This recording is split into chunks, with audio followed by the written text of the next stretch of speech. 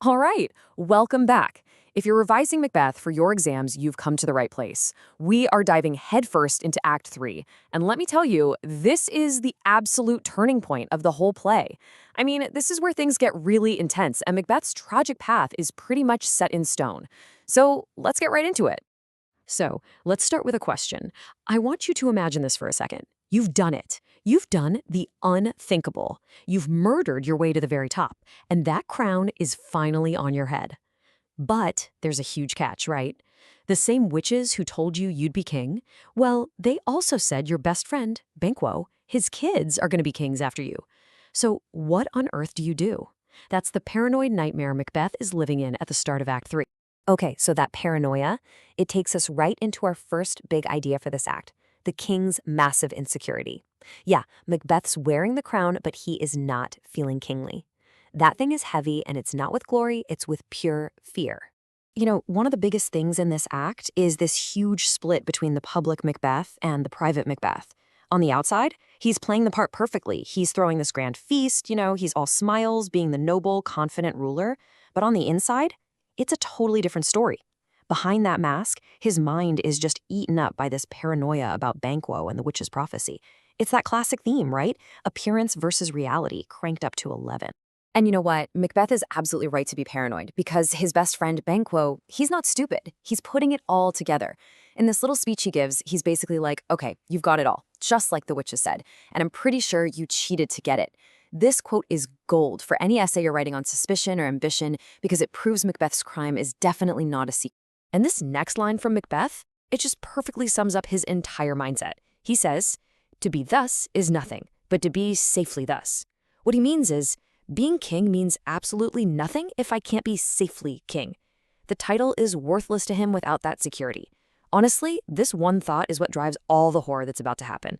He's decided his safety is the only thing that matters. Okay, so where does that lead him? Well, that brings us to the next stage of his downfall. This is where Macbeth realizes the only way to be safely thus is to kill again. And this is where he starts to go it alone. And really, there's no coming back from this. And what a line to describe his mental state. He says, "Oh, full of scorpions is my mind, dear wife." Wow, that metaphor is just so powerful, isn't it? You can almost feel it, these stinging, poisonous, crawling thoughts that he can't control. He's not just a little worried here. He is being psychologically tortured by his fears about Banquo and his son, Fleance. It's a perfect quote to show the pure agony his ambition has brought him. And here's something really important to notice, a massive shift in the play. Back in Acts 1 and 2, they were a team, right? His dearest partner in greatness, but now he's completely shutting her out. The plan to murder Banquo, that's all him, all on his own.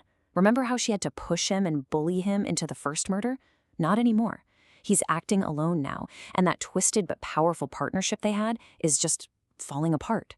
He's on his own path to tyranny now. And this quote just proves it. He tells her, "Be innocent of the knowledge, dearest Chuck, till thou applaud the deed." Listen to that word, Chuck. It's like a pat on the head. It sounds affectionate, but it's so patronizing. He's basically saying, don't you worry your pretty little head about this, dear. Just wait till it's done and then you can clap for me. He doesn't need her anymore. He's a tyrant now, and he's doing it all by himself. So all of this leads us to the massive climax of Act 3. Everything Macbeth has been feeling in private, all that guilt, all that fear, it's about to explode into public view at the worst possible moment, his big royal banquet. This is the scene where it all starts to publicly unravel for him. Okay, let's walk through this train wreck of a scene step by step. First, everything's going great. Macbeth is playing the perfect host. Then, one of the murderers shows up with a report. Banquo's dead. Great. But his son, Fleance, escaped. Not so great.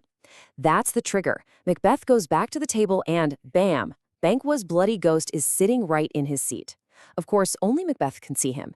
He starts shouting and screaming at what looks like an empty chair, completely terrifying his guests. Lady Macbeth has to scramble, trying to cover for him, saying, oh, he's had this problem since he was a kid. The whole thing is a total catastrophe. Just try to picture what the guests are seeing. Their brand new king is on his feet, yelling this at an empty chair. He's denying his guilt to a ghost that isn't even there. For them, anyway. It's a complete psychological collapse right in front of everyone. His guilt has become so real, so powerful, that it's literally taking a seat at his dinner table and exposing him to the world. So, after Lady Macbeth kicks all the guests out, Macbeth has this moment of chilling clarity. He uses this incredible image of being in a river of blood. He says he's walked in so far that trying to go back would be just as hard and messy as just continuing to the other side. And that's it. That's his decision. He's just going to keep going, deeper and deeper into the violence. There was absolutely no turning back now. And you can bet that the whole ghost at the banquet fiasco was the last straw for the Scottish lords. His crazy behavior basically confirmed all their worst suspicions. So, Macbeth's downfall? It's not just a possibility anymore. It is actively being set in motion. So who exactly is plotting against him? Well, this is a great little revision summary for you. You've got Malcolm, who's the rightful king, over in England trying to get support from their king. Then you've got the really important one, Macduff, who has also gone to England to help raise an army. And back in Scotland, the lords aren't even hiding it anymore. They're whispering and calling him a tyrant. The tide has 100% turned against Macbeth. And get this, it's not just the humans turning against him. Even the supernatural world is done with him. We get this quick scene with Hecate, who's like the boss of the witches, and she is furious.